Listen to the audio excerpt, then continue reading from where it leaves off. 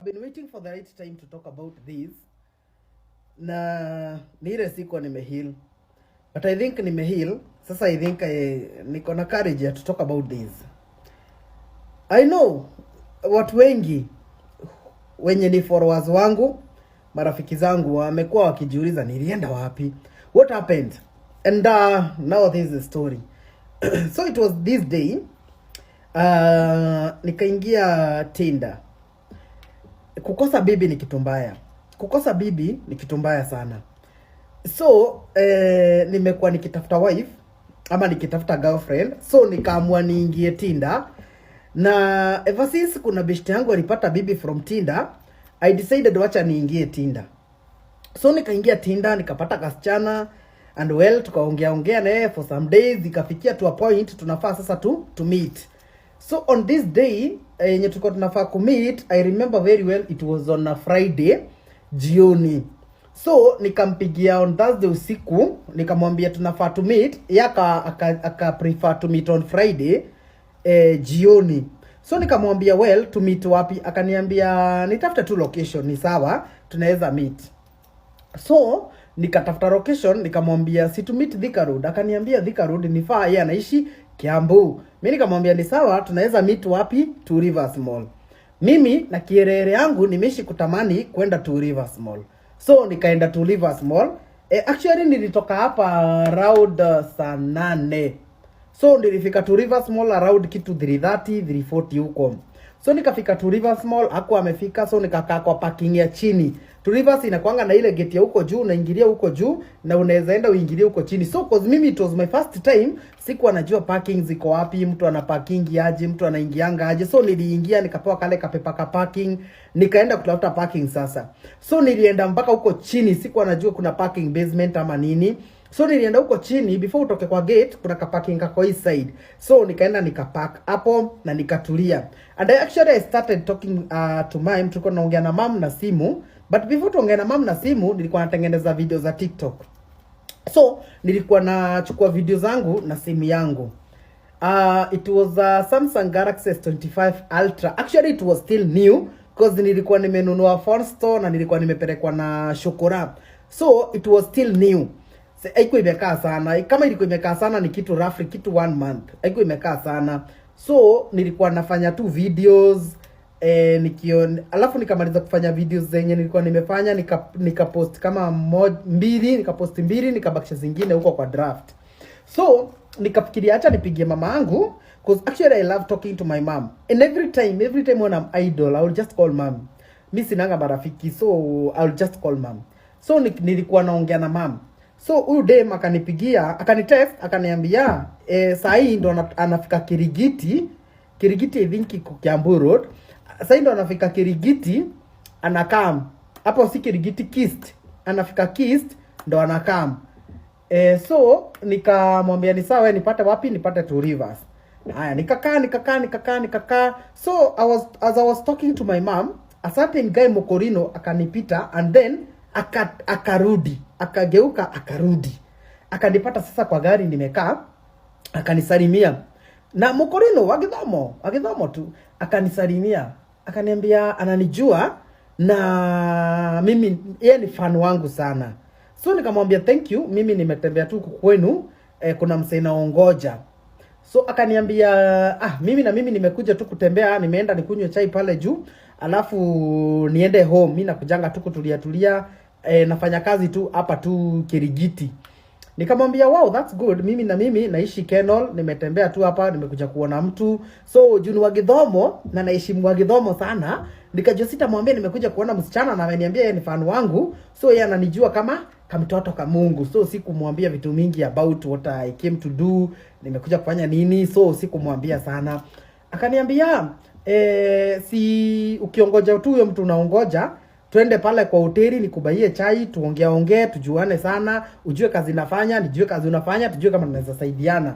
Akaniambia in fact nafikiria kufungua podcast na hata tunaweza kuwa tunafanya naye. Oh wow, venye kumesota. Nikamwambia ni sawa. So tukaenda hapo. Kufika kwa hoteli, jamaa alikuwa anatumia Samsung Galaxy S24, lakini mimi ni yule msee, mimi sishughulikangi na kitu natumia ni yako, sina shughuli na wewe. So aliitisha chipo na I think it was beef, something like that, kawet fly hapo. Na mimi nikaitisha chai. Mimi si yule msee ati unaenda kubaia kitu alafu nakimbia kuitisha kitu kubwa. So mimi na kwanza nasomanga akili zako. So nikaitisha kachai. So as na kunywa chai, my mom atuko tumemaliza kuongea na yeye. So akanipigia, kuna kitu nilikuwa nafanya, kuna ka project tulikuwa nafanya naye home. So akanipigia. Nikamwambia kidogo mom, nitakupigia nikitoka place niko. So jamaa akaniuliza, na hiyo simu unatumia kwani ni gani? Nikamwambia ni S25 Ultra. Akaniambia yangu ni S24, lakini ni kama zinafanana. Nikamwambia mimi sijui sana, lakini mimi nimetoka iPhone, nimekuja Samsung juzi, so sijui sana about Samsung sana, sijakaa sana nayo. Akaniambia ulinunua pesa ngapi? Nikamwambia nilinunua pesa kidogo, nilinunua 160 something, 165. Akaniambia ameishi kutafuta lakini hajui kwenye anaweza toa original zenye anapata ni fake. Nikamwambia enda phone store.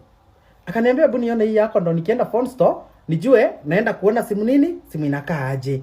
Nikamwambia ni sawa. Mtu tumekaa naye kwa meza for almost 2 hours. Unamuogopa nini? Ako na simu yake, hata anaonea tu hapo. Kampea tu simu. Akaniambia acha nione speed test ya simu, nione venye zina behave hivyo. Akaniambia speed test ni kama tu yangu. So alikuwa na S24, akaacha ameiflip chini ndo ende aniombee password ya wifi kwa counter. So counter mahali tulikuwa tumekaa tu Rivers, counter iko somewhere huioni, lakini iko tu kwa hiyo hoteli. So akaacha ameacha simu yake kwa meza, ameflip na funguo za gari. Haya mimi sikushughulika na yeye, akaenda na akarudi. Haya akakuja akaniambia neta ishiki, acha aende tena aombe hiyo ingine yenye imetukaribia juu ati zilikuwa 2. Na juu mimi ni mgeni tu Rivers, mimi sijui kama kuna wifi 2 ama kuna wifi moja. So nikamwambia ni sawa. So akaenda mara ya pili na akarudi. So kurudi nikamwambia umepata? Amepata. So akakuwa sasa anaangalia ma speed test, simu yake nayo iko kwa meza, ameacha kwa meza na funguo za gari. So akaanza kuniuliza unaendeshanga gari gani? Nikamwambia mimi sina gari kubwa, naenda tu na Academio. Akaniuliza number plate, nikamwambia KDW, lakini sikumwambia za chini. Nikaona anashughulika sana, alafu sasa mali alikuwa suspicious. Akaniuliza kala, nikamuuliza so kwani hukuona gari tulikuwa nayo na wewe? Akaniambia nimesahau. So akaniuliza na kwani ulitoka umekuja aje huku sasa? Juple sasa alikuwa ameniacha ni ile parking huko chini na hoteli iko huko juu. Mimi ni mzembe sana kutembea. So nikamwambia nilikuja nayo, nikakuja nikaiweka huko basement. So ndo asione mimi ni fala. While mimi niliacha gari kule chini, nikatembea miguu mpaka basement. Haya nikapanda, nikaenda kwa hoteli. Sasa tumekaa, sasa ni yeye ananiuliza hizo maswali. So akaniambia ameenda washroom. Mimi sijui nilitumia akili gani. Hapo ndipo siku nilijua mimi nakuaga mjinga. Hapo ndipo najua mimi mama yangu akinizaa hakunipea akili. Hapo ndo sikufikiria. So wakati aliniambia ameenda choo, aliacha simu yake kwa meza na funguo za gari. Let me tell you my friend. Akakaa choo.